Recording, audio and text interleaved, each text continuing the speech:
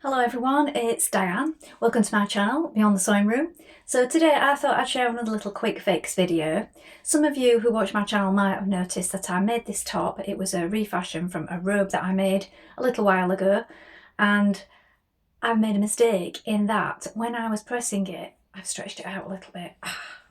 So this happens sometimes with tops, especially like this is a viscose chalet and it's quite light, and if I turn, can you see we've got a little bit of bagging here? You might have noticed I've put 2 pins in. Now, I don't like things annoying me. If there's a problem with something, I do like to fix it so that it doesn't mean that it gets unworn, because I don't like an error or a flaw on something. So this might not bother you, but it is bothering me. This side now is perfectly flat, and this side we've got this awkward bagging here, which depending on how I sit, it gets a little bit worse. So yeah, that's just going to drive me crazy. So what I'm going to do is I'm going to show you how we can fix this. Now this can happen during the dressmaking part. You might have stretched on it a little, or it can happen as I did. Mine was flat to begin with, and I must have just stretched it out while I was ironing it. So do be careful when you're pressing things, especially around the neck area on lightweight fabrics. I'm usually more careful. So what I've done is I've added in a pin here and also one here. That's the bit where it's bagging open, look. And what I'm going to do is I'm going to release the stay stitching, which is on the underside from when I made it, and then I'm going to release just here the facing from the neck, and I'm going to just do some more ease stitches on it so that I can draw it back in and ease it in with my fingers. So I'm going to do that now. I thought I'd do that, get on with it, so that I can, while I'm doing it, I can show you in case you've got the same problem with one of your tops, or you may have this top in future. One thing I do want to mention is I've noticed quite often I do these little videos which are like tips and tricks. They don't seem that popular, which is strange to me because I often look up things like this. It's something I do look for on YouTube. Don't know why that is so. People seem to like the finished item videos more, or just what I'm planning on making, stuff like that. So if you have any thoughts or comments on this, please do let me know about that. But I'm still going to keep making them because they might help some people. And if they do, then that's great. I know these are kind of things that if it was in another area, like I've just recently started knitting, so I look up things and they're the kind of videos I like to watch. So hopefully they're helping somebody out there, and hopefully this one will too. So I'm going to do that now, fix this, and then I can carry on wearing it.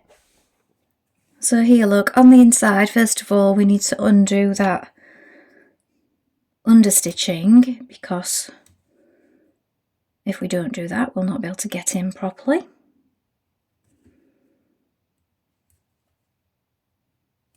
And even if it's only bagging just a little bit, you want to leave yourself a fair gap. So I might even take that a little wider, because we don't want to just be concentrating how we're easing it in all in one area, because we don't want any ripples on the other side. So maybe just go a little bit further each side of your marking. Take those stitches out. Now release it on the inside also. So this is only a small area, so do take your time and don't just rag at it and just pull it, because especially if it's a lighter weight fabric, you'll just you'll make pulls in it if you do that. You just want to take your time on picking this little bit before we start sewing. Now, as it's all made up, I'm going to do those ease stitches on both sides. I'm going to do them on the facing and on the main fabric. The reason for this is already a completed garment, and the stretching, I feel, has occurred on both sides. Normally you would only just do it on the blouse part and then take your facing to it, but I just feel that these have both stretched out a little in the ironing, so I'm going to do it on both sides of that, and then just draw them in a little and then stitch them back together.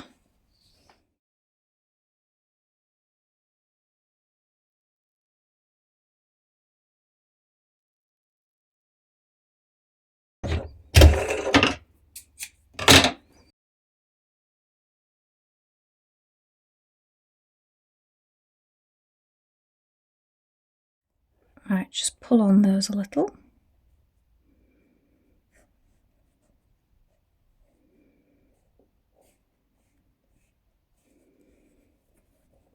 Right, we're not going to have any ripples when we've joined these.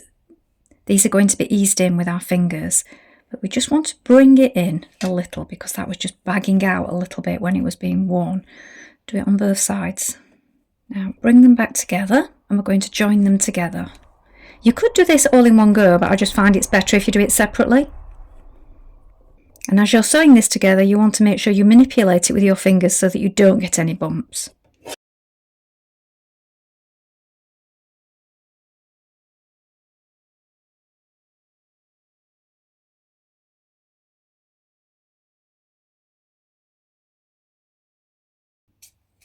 Get rid of all your loose threads.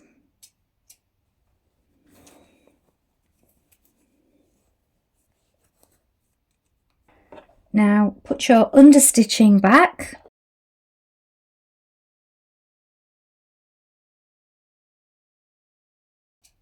Now once you've done this, go and give it another press. Don't move your iron around, just press it flat on top and then we'll try it on.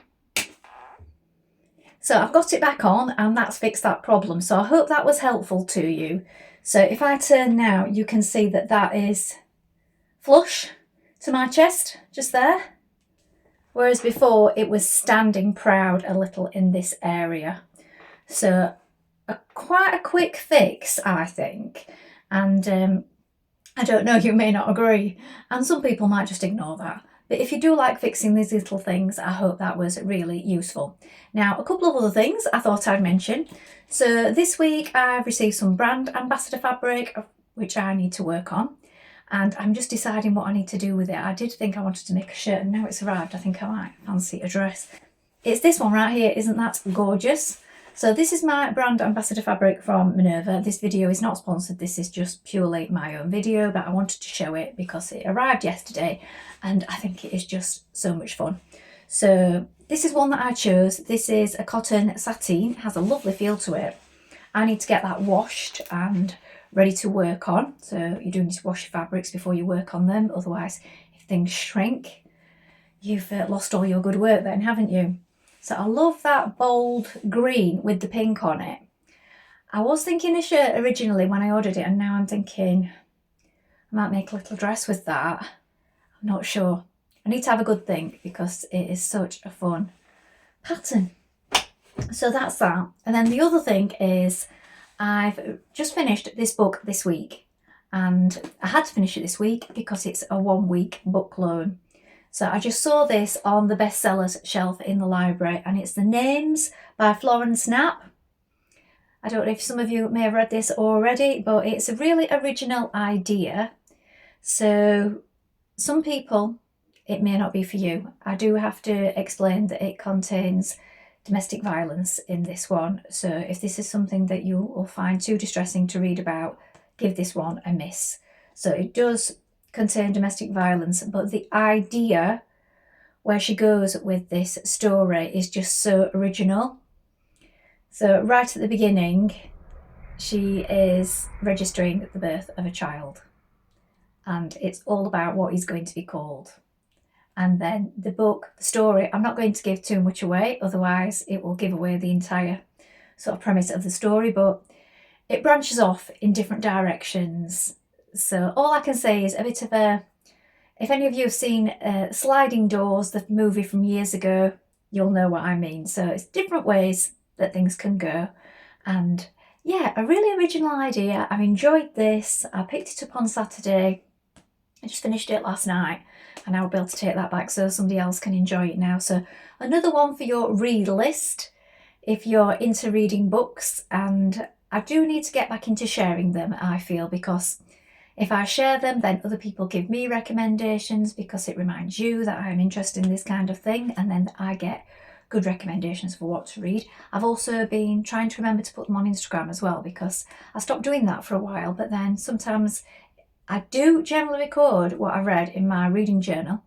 But again, I fell a bit out of love with that as well recently, so then I forget what I've read and which authors I've enjoyed. So if I record it in a couple of places, I can look back on it myself and then think, oh yeah, I've read that author before, I enjoyed that book, and maybe get another one out. So that's that. If you're interested in books, if you're not, you can just skip along. So that's a couple of things. Plans for that, what I've recently read, a little sewing tip for you, and we are going to do something exciting. So I will talk more about this in my next video. So that's some plans that we have got coming up for this weekend. And I'm excited about that, and I will share it in an upcoming video. Other things that I've enjoyed working on, one in particular this week is this one. It's the Emerson woven dress. This was a work project by Stylearg. I really enjoyed making this dress. I think it is, that's glaring a bit, isn't it, with the cover on it. It's a really nice shape, so it's like a shirt dress. You can make it with tiers or straight, but I like the way the neck falls on this one, and it's given me an idea. So I have a small amount of fabric left from another project, but not very much. And I do like to be creative with these bits of fabric. So what I thought is, because I like the neckline so much, I'm going to try and see if I can make a little blouse out of the fabric I've got left using the top of this, but I'll have to elongate the body part a little bit and just do the top part with the sleeves and the neckline and just make it a little longer. So that can be a blouse. So that's something I'm thinking of using this pattern for. So you could do this with any of your patterns really. And I would like to make the dress again in future.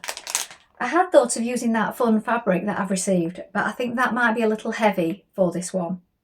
So maybe that's something to do something else with. But yeah, a great one. Emerson by Stylearg. In other news, I'm about to start the second sleeve on my cardigan that I'm making.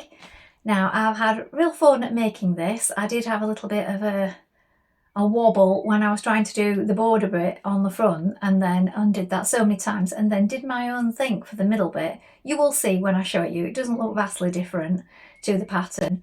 But yeah, I'm going to be starting the second sleeve, and I thought, oh, the next sleeve. And then after watching a few knitting posts and vlogs and different things, it turns out that that's not just me, that is a thing. People, when they're making things, come to the second sleeve on things and then start to lose interest a bit, probably because you're doing the same thing all over again.